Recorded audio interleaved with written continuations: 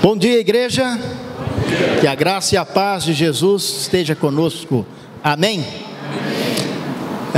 Quem esteve aqui ontem à noite no encontro de casais pôde ouvir a palavra de Deus, a mensagem com o nosso irmão Marcelo.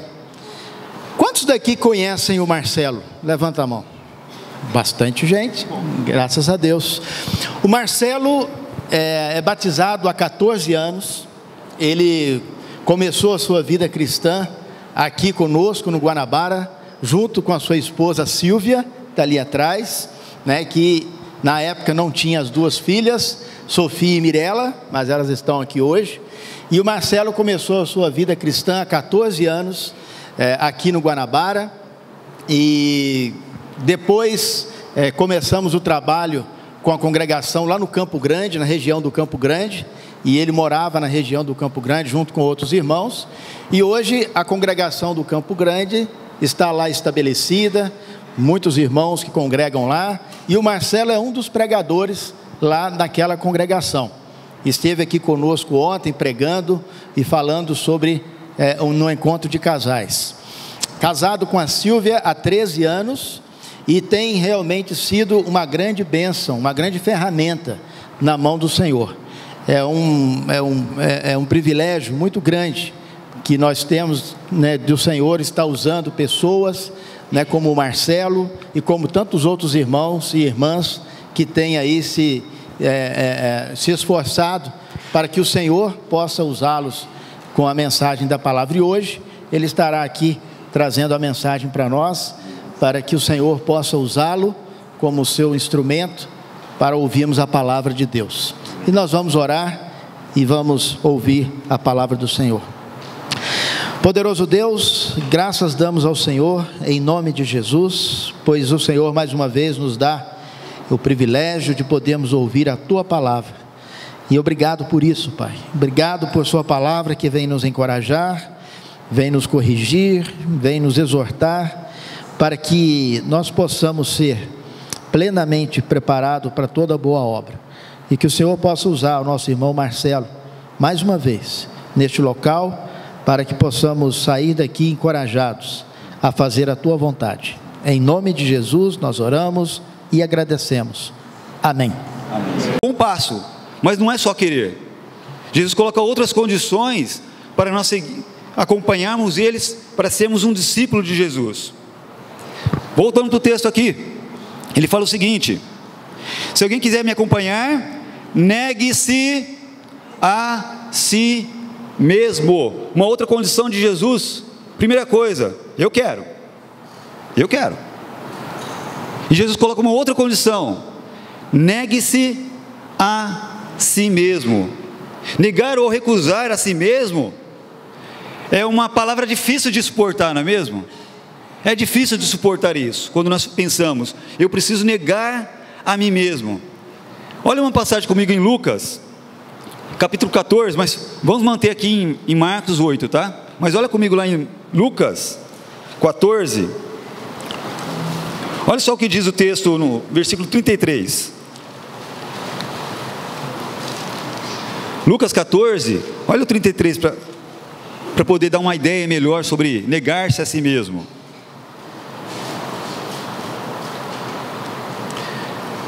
Diz assim: da mesma forma, qualquer de vocês que não renunciar a tudo o que possui, não pode ser meu discípulo. Primeira coisa, eu preciso querer, mas tem uma outra condição: eu preciso negar a mim mesmo, que é renunciar a tudo o que eu possuo. Não sou eu que estou dizendo, é Jesus que está falando. Lucas 14, 33, renunciar a tudo o que eu possuo. Não posso ser um discípulo de Jesus se eu estou disposto a renunciar a tudo o que possuo. Não se pode seguir Jesus Cristo totalmente e ao mesmo tempo viver uma vida de uma maneira que nos agrade. Não dá para fazer as duas coisas, não dá. Não se pode servir dois senhores. Ou eu sou o Senhor da minha vida, ou Cristo é o Senhor da minha vida. Não tem como ser os dois. Eu preciso renunciar a tudo o que eu possuo para seguir Jesus. E pode ser que aquilo que me agrada esteja me atrapalhando a ser um verdadeiro discípulo. Aquilo que me agrada pode estar me atrapalhando a ser um verdadeiro discípulo de Jesus. Voltando para o texto, lá em Marcos 8, 34. Então, Jesus chamou, eu estou negando a mim mesmo, ou seja, estou renunciando a tudo que eu possuo, mas ele fala uma outra coisa: tome a sua cruz. Tome a sua cruz.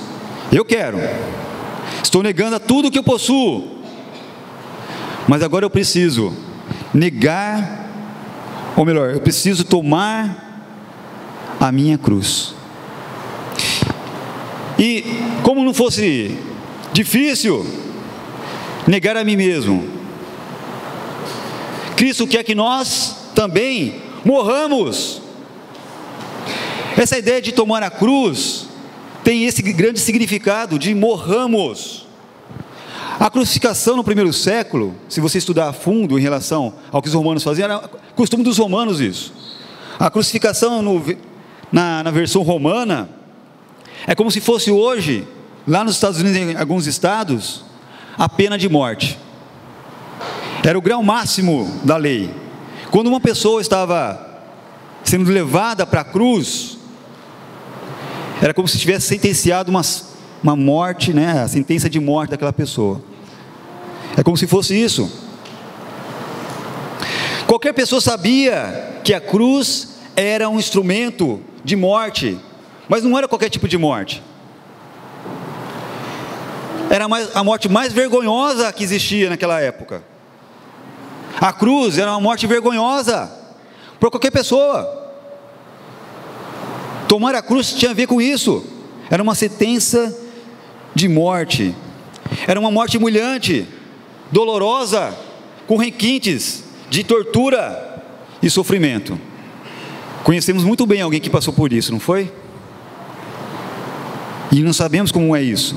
Era uma morte vergonhosa para qualquer pessoa. Era vergonhoso a cruz. Era uma morte lenta. E ao levar a sua cruz, ele estava a caminho da morte. Lembra disso? Jesus, com a sua cruz, ele sabia que a sua sentença já estava decretada, que ele não conseguiria tirar isso, não podia voltar atrás, não tinha mais como voltar atrás. Uma vez que a sentença já estava dada, não se voltava atrás, a não ser que o próprio governo romano falasse: ok, vamos fazer, conhecemos isso também, vamos fazer uma troca. Mas a partir do momento que estava com a cruz nas costas, carregando a sua cruz, já estava dada a sentença, não tinha como mudar isso, não tinha como mudar essa situação. Cada um de nós somos chamados para crucificarmos o culto de autogratificação. Olha o quanto eu fiz, olha a minha vida como é, eu faço isso, eu faço aquilo. Esse culto de gratificação, tudo a gente tem que ser recompensado porque a gente faz alguma coisa.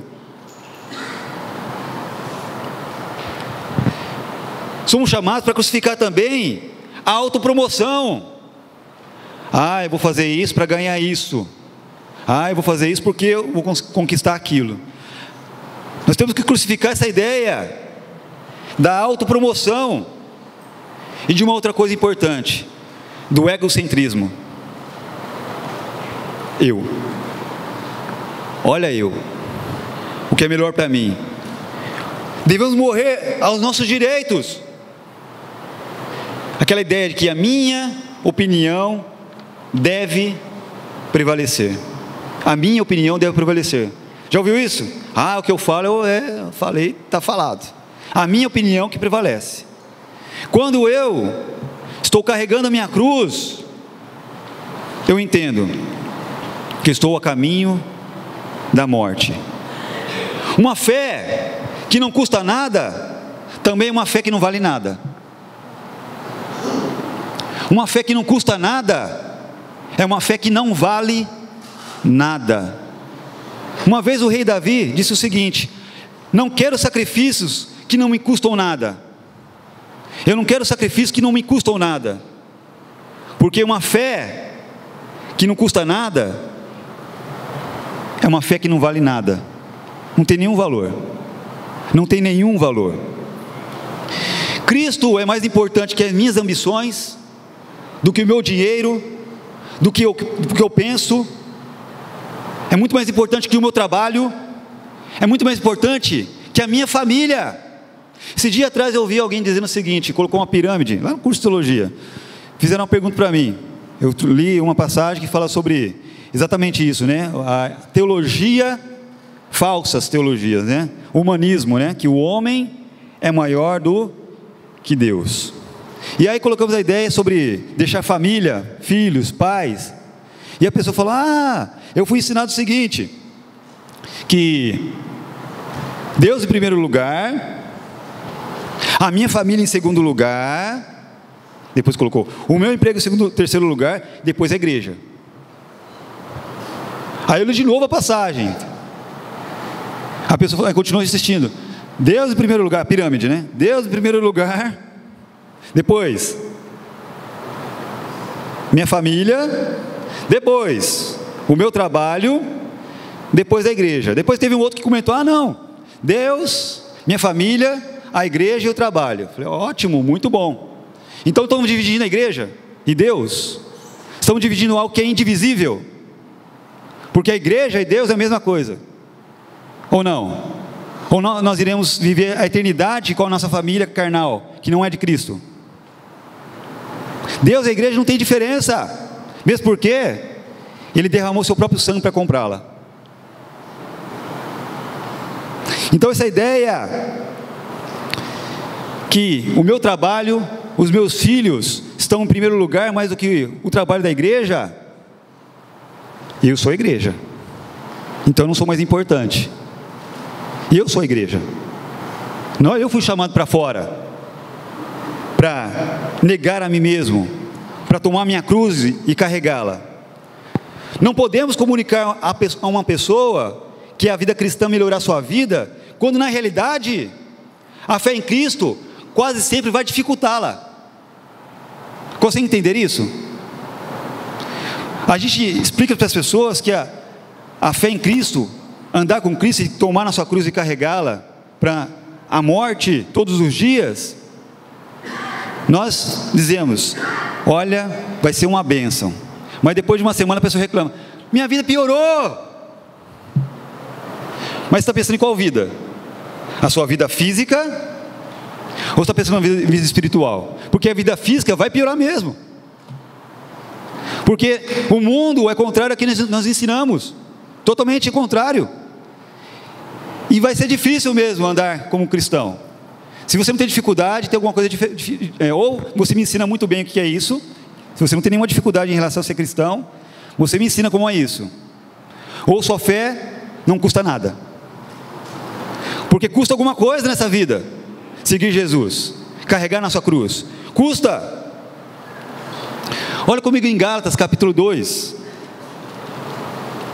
Gálatas 2, versículo 20.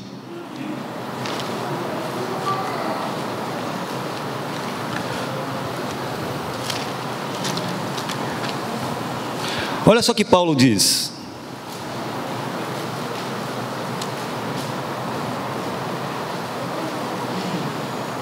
fui crucificado com Cristo, assim não sou eu quem vive, mas Cristo vive em mim. A vida que agora vivo no corpo, vivo pela fé no Filho de Deus que me amou e se entregou por mim mesmo. Fui crucificado com Cristo. Onde? Você está olhando para Ele. Aqui, nós fomos crucificados com Cristo. Agora não sou mais eu que vivo, mas Cristo vive em nós. Cristo vive em nós. Nós fomos crucificados com Cristo, com nossos desejos, com nossas ambições, com tudo aquilo que nos atrapalhava. Fomos crucificados com Cristo. Agora não sou mais eu que vivo, mas agora deve ser Cristo que vive em mim. Ele vive em nós. Então, falamos de quatro pedidos de Jesus para sermos discípulos. Para atendermos o discipulado de Cristo, precisamos, primeiramente, querer. Eu preciso também negar a mim mesmo. Eu preciso tomar a minha cruz, que é a mesma coisa que morrermos para as coisas deste mundo e vivermos para as coisas que são de Deus. Não é fácil, mas é o que Jesus ensina. Eu preciso querer, negar-me a mim mesmo e carregar a minha cruz. Mas tem um outro ponto que ainda Jesus diz aqui, que nós precisamos fazer em relação para nós sermos discípulos verdadeiros de Jesus Cristo. Versículo 34, capítulo 8 de Marcos. Vamos voltar lá. Marcos 8. Olha o que diz então o versículo 34 novamente.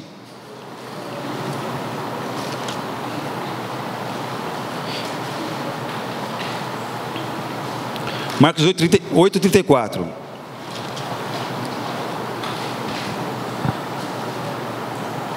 Se alguém quiser negar-se, acompanhar-me, negue a si mesmo, tome a sua cruz e siga-me. Seguir Jesus quer dizer ir com. Siga-me quer dizer ir com. E esse tempo está no presente contínuo. O verbo aqui está no presente contínuo, ou seja, a todo momento eu estou seguindo Jesus, estou com Jesus. Porque é impossível não estarmos com Jesus. Porque se eu fui crucificado com Cristo, Ele já habita em mim, através do seu Espírito, já está dentro de mim. Então não tem como você não seguir Jesus. Se sou um verdadeiro discípulo, não tem como deixar de ir com Jesus, porque já está comigo. Ele já está comigo. E seu significado prático, discípulo, quer dizer o que aprende seguindo. Não adianta seguir, ou melhor, não adianta aprender e não seguir. Lembra Jesus uma vez? Olhou para os seus discípulos e disse o seguinte: vocês não vão com ele também não? Porque muitos disseram o seguinte: é muito dura as suas palavras, Jesus. E Jesus olhou para os seus discípulos e falava: ok, vocês não vão com eles não? E aí Pedro falou: ah, não, somente tu tem a palavra da verdade, a palavra da vida. Como eu posso seguir outros? Somente tu tem a palavra da verdade e da vida. Não.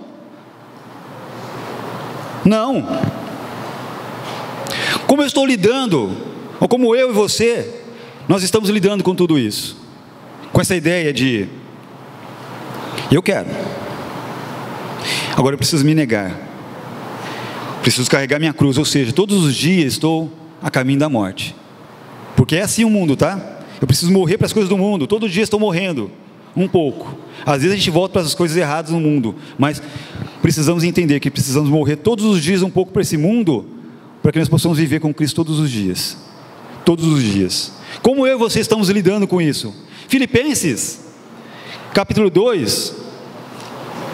Filipenses 2, versículo 13.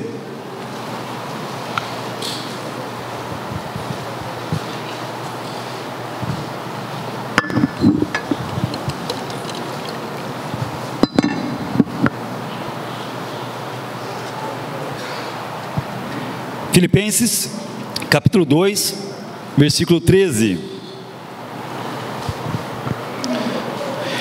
Pois é Deus que efetua em vocês tanto o querer quanto o realizar, de acordo com a boa vontade dEle. É Deus que efetua em mim e em você tanto o querer quanto o realizar. Mas Deus faz isso quando nós estamos com Ele, andando em sua direção. E Ele vai atuar em nós, tanto no querer, quanto no realizar. Porque é impossível nós realizarmos, por mais que queremos, é impossível realizarmos quando nós não estamos andando juntos. Quando não estamos aprendendo e seguindo. É impossível fazer isso. Será que o nosso querer acompanhar Jesus está atrelado a negar a nós mesmos, morrermos para as coisas deste mundo, tendo uma vida completa de devoção a Cristo? Porque essa ideia de seguir Cristo é uma ideia de devoção a Cristo. Devoção a Cristo. O discípulo é para aqueles que entenderam que sua vida não pertence mais a vocês. O discipulado é para aqueles que entenderam que sua vida está morta para as coisas do mundo agora, porque tem uma vida eterna com Cristo Jesus, um pouquinho aqui e o restante lá. Quanto sacrifício de Jesus valeu para você? Faça essa pergunta para você. Quanto sacrifício de Jesus valeu para você? Para Deus valeu muito. Foi preço de sangue. Mas quanto ele significa para você? Quanto sacrifício de Jesus significa para você? A salvação não nos custa nada, não mesmo. Ela é de graça. Ele fez de graça. Mas olha, o discipulado nos custa a vida. Nos custa a vida. E olha, que Deus abençoe a todos nós.